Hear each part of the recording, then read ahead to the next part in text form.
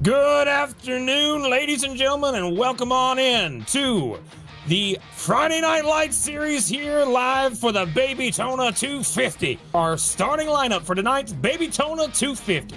Adam Benefield got a top spot in that 83 Team Conti car, and to his outside will be the 07 of Jeremy B. Brown. Be ready for him. That's 3/1000th of a second difference. Tyler Hunter, driver we're going to look at tonight a lot, is starting in third, and to his outside will be the 97 of Lucas Hoytsma. Starting in the 5th place position tonight will be Joseph McWhorter in that 73 car. Look out for him, and to his outside will be Bryson Hicksonball in the 63. Really fast and really hard to beat. Seth Foudy will start 7th tonight in the 77 machine, and to his outside will be Dustin Hall in the 1 car. Very difficult to pass, that's for sure. Daniel Wiles comes here in the 88 car on the inside of that row, and to the outside, Bryce Rayner in the 5 car. Then looking outside the top 10, we got Michael Menard starting this race in P11. Jesse Winslow, alongside in 12th.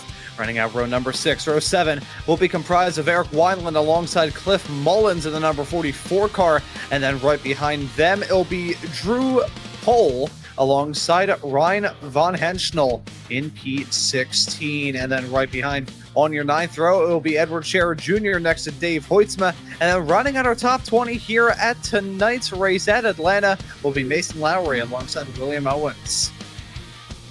Starting in 21st tonight will be Wesley Napier in the 95 car. Going to be fun to watch him. To his outside, Tanner Marty had a lot of speed at Daytona. Didn't quite come away with the win, but he was close. Cody Bird starting in the 15 car for 23rd spot. And to his outside will be John DeNichols here in 24th. Then 25th will be Jacob Simpson in the 22 car, fastest in practice. And to his outside will be Brandon Hunsinger in the 92 car. Starting in 27th will be Charles Eaton in the 75 car. And to his outside, Kevin Zosiak got a lot of incidents last week, but they start in the 37 car this week. Alex Princeton will start there in 29th in the 9 car. Got a long way to go to get to the front. And to his outside, Jared Grodzicki, will be on his outside. And running out our field, we've got Rich Kleinman starting alongside Hunter Truel in 31st and 32nd. Right behind, we've got Steve Benjamin and Larry McDonald in 33rd and 34th. It's Nathaniel Pollard alongside Noah Woods right towards the tail end of the field. Woods, a standout star in the Dash for Cash races last season. Daniel Llewellyn, who started off his 2025 campaign with a win at Daytona, wasn't here last week, but he'll be alongside Hunter Bogdan in P38. And then riding out our field will be Tim Phillips alongside Matthew Boston Wheeler.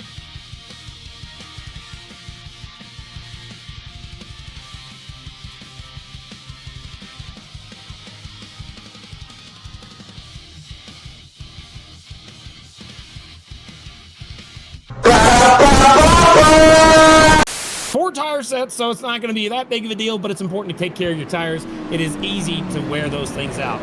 Well, let me tell you right now, this is my favorite part of the entire broadcast. All right, folks, we're coming through all 40 cars in turns 3 and 4, and we're about to get this Babytona 250 underway. Going to reach down and pull them belts tight one more time as they come out of turn number 4.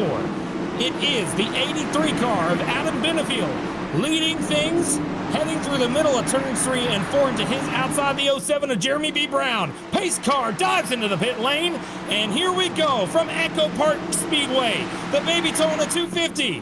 Boogity, boogity, boogity! Let's go racing, boys!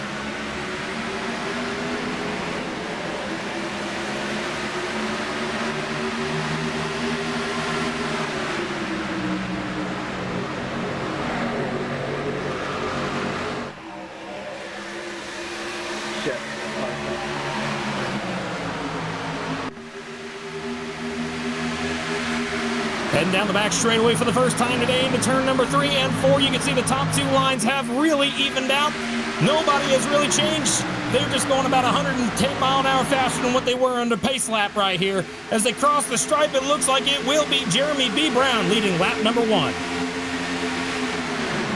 Atlanta, it doesn't sting nearly as much as it would at a track like Daytona or Talladega, where if you lose the track, you're basically done for. But here, it still stings a bit. Oh, right there, we just had a huge checkup. The 88 car of Daniel Wiles, who was in 11th place spot, had a moment, and he had to check up big time, went sent straight to the back. The 56, and Noah Wood also ended up collecting the wall a little bit after that contact. Both still continue.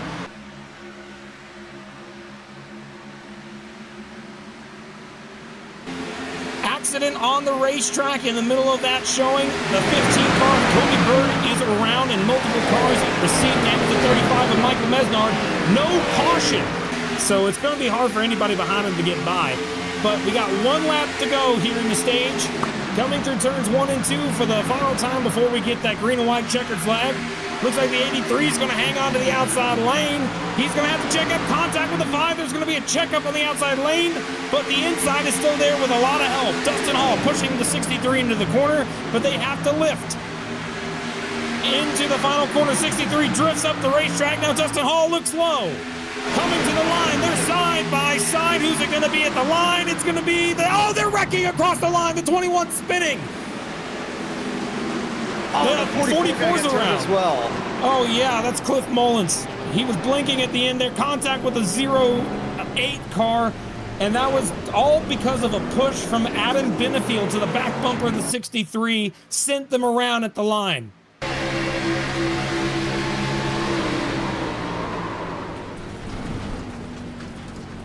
What a save by the 21 car, though. Eric Wyland. Yeah, here we go. Through that restart zone, that pace car dove into the pit lane. We're about to get things back underway for stage number 2 here from the Baby Tona 250.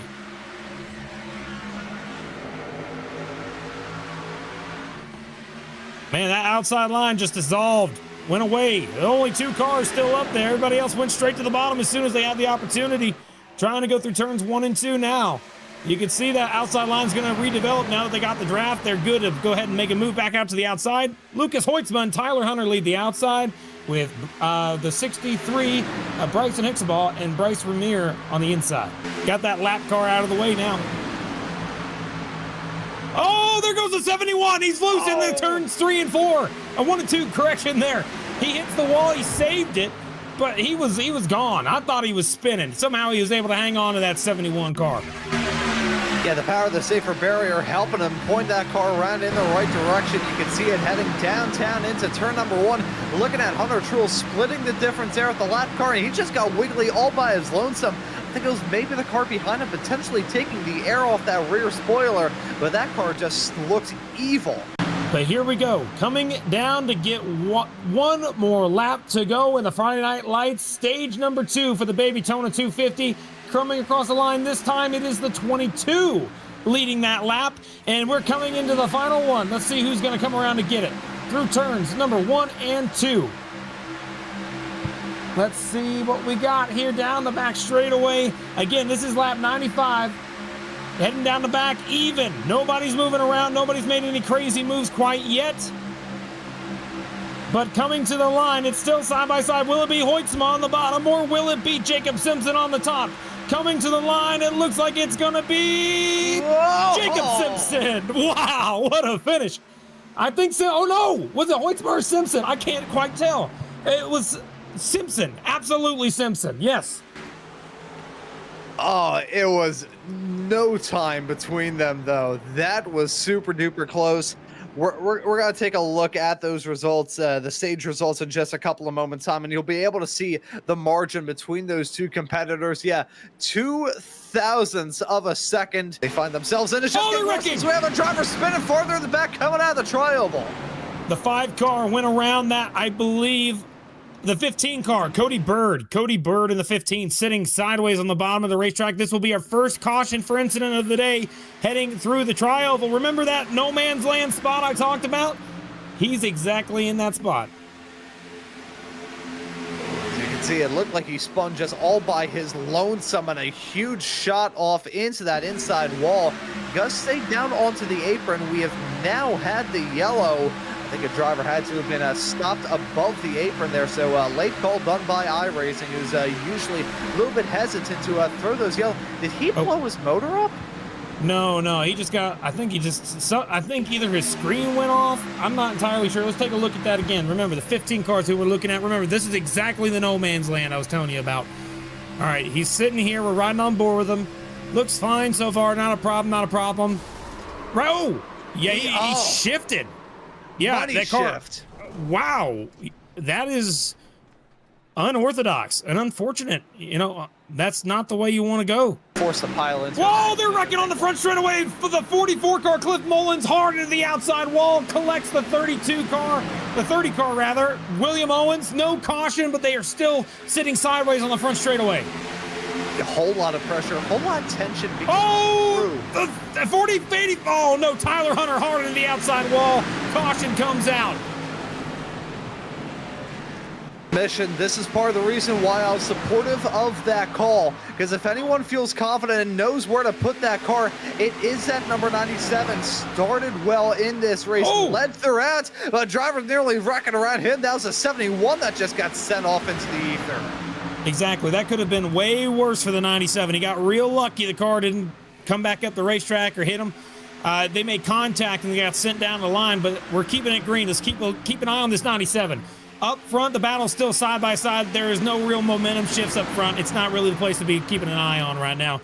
This is where the battle is. And I think that this 97's march to the front is going to be, up in front, contact 77 spinning in front of him.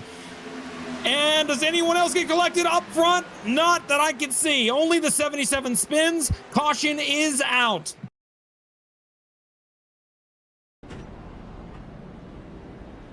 Yeah, you're going to have a lot of caution running. Probably a slight miracle to befall you as well.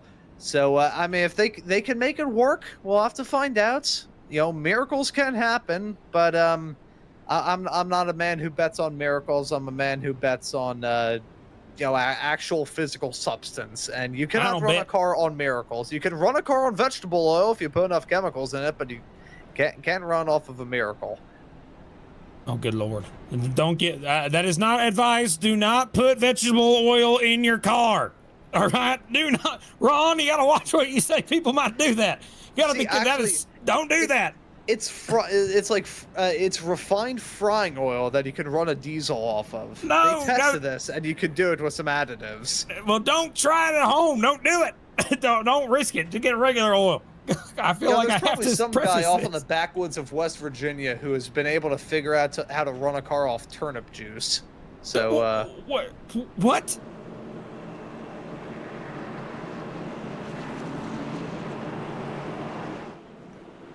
I'm speechless. Some of the things I'm hearing in my ear right now makes me want to shake my head. Good Lord. In Cuba, they make brake fluid out of shampoo.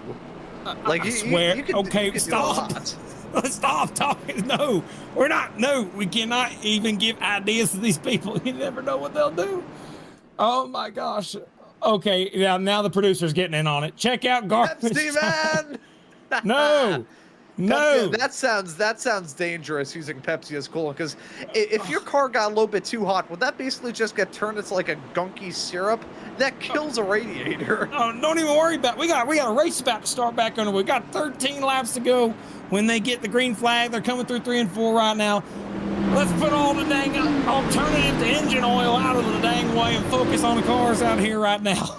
Good God, some of the things you hear. Coming out of turn number 4, pace car's going to dive into the pit lane. 13 laps to go. Is it going to be Jacob Simpson, Joseph McWhorter, Bryce Rayner, Bryson Hicksonball, or will it be someone else back underway here at EchoPark?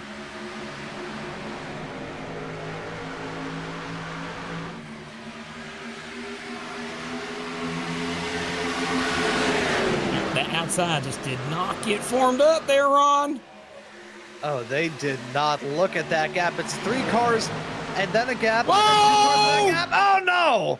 The 88 hard into the inside wall, coming up the racetrack. Look out, everybody behind. More contact. They're wrecking on the back straightaway. Cautions back out again. Daniel Llewellyn, heavy front end damage. Also included is Daniel Wiles in the 88, heavy front end damage. Oh, my goodness gracious. Look at the 88 car. If we can get a camera on the 88, that's going to be the one to watch.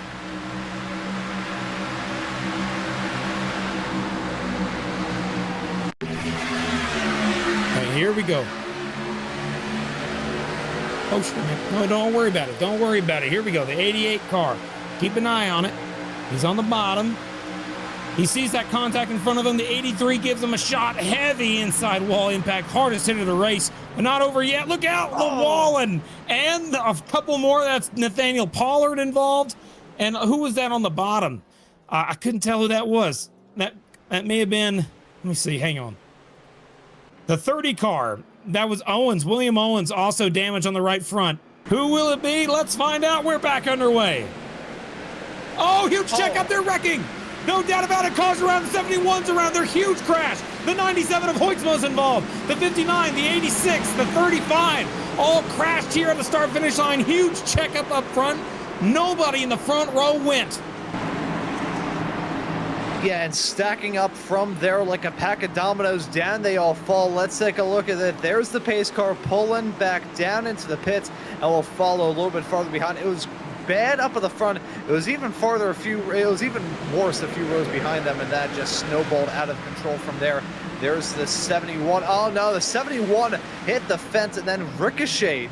He ricocheted into the side of the 97 of Lucas Hoytsma, who I still think made the good call. But that's the sort of pitfall that you find yourself in, just in that position. Bad spot to find yourself in. He was good on fuel, good on tires, was probably feeling the most comfort out of anybody, but just getting caught out, that falling anvil striking right on top of his head.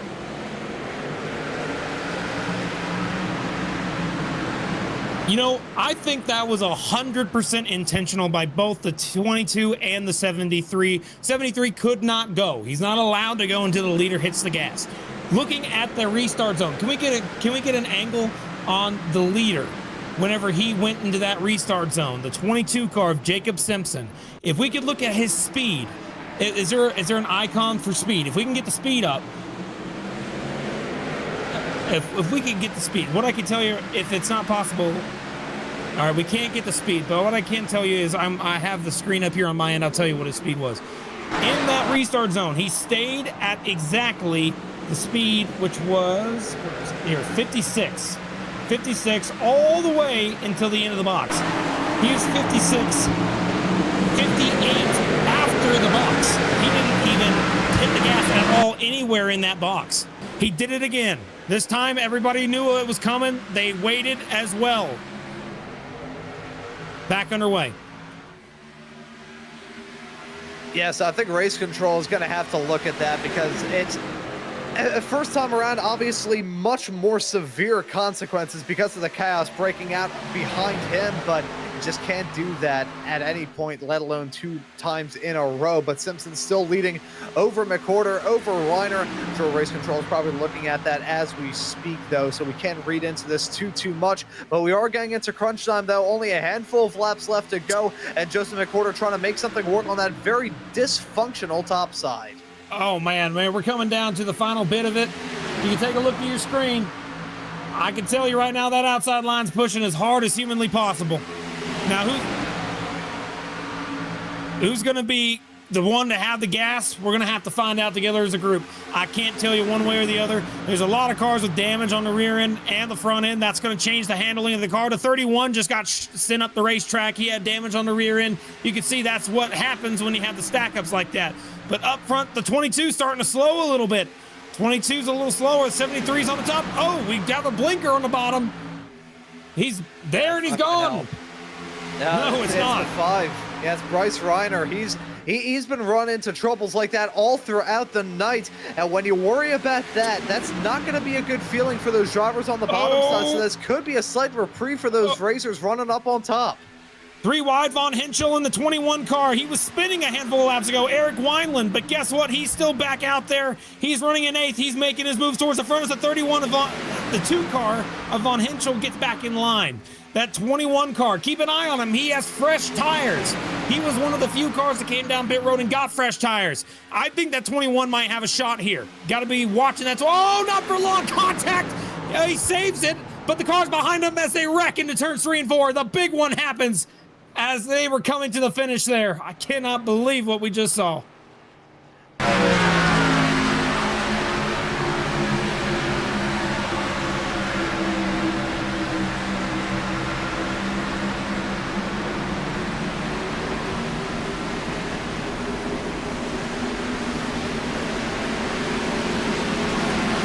What are they going to be willing to do to win this race? Watch that 22 car. Going through that restart zone. Are they going to try and get a win? Here we go. Back underway. Great jump for the inside line. That looked pretty good as they're wrecking behind. More cars. Huge crash behind.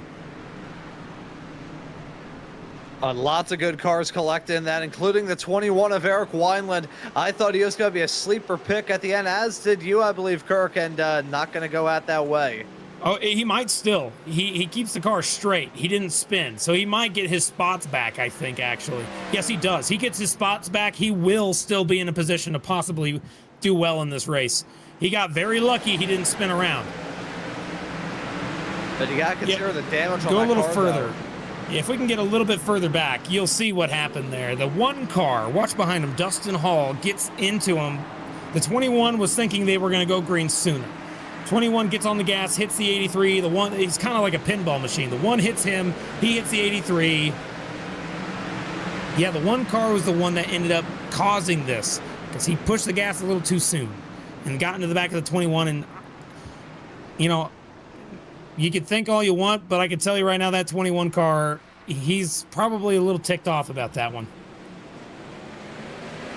He's waiting, he's on the gas. Everybody saw that coming. Now there is no checkups. Everybody looks fine. Here we go into turn number 1. Still side by side throughout this front field, but this is the first time I've seen that outside lane have any momentum. Yeah, they're not broken up this time. Yeah, they're going to have a mighty run heading down the back straightaway. Keep an eye on this. Michael Mesner not running up towards the front. He does have a penalty, though, for a jump start, so we can take him out of the discussion. But look at McWhorter keeping the pressure on the high side. They're coming to the white flag here, Kirk. Here we go. Coming out of turn number 4, white flag, 1 lap to go here at EchoPark. Up front, they are still 3 wide in the back of the field, but look up front. This is all about trying to keep the car in a good position. They are 3 by 3. Who will it be? The 73 on the top, 63 pushing, or will it be the 22 and the 5 on the bottom? McWhorter on the outside, on the bottom again. It is that 22 contact, 73's loose, really loose. All the cars are loose. Coming out of turn number 4, there's contact. They're wrecking behind, but coming across the line, Jacob Simpson saves enough gas, and he will win here at the Baby Tona 250. Way to go. That was one heck of a finish to hang on to the win. 22, Jacob Simpson is a winner and the Friday Night Lights Series.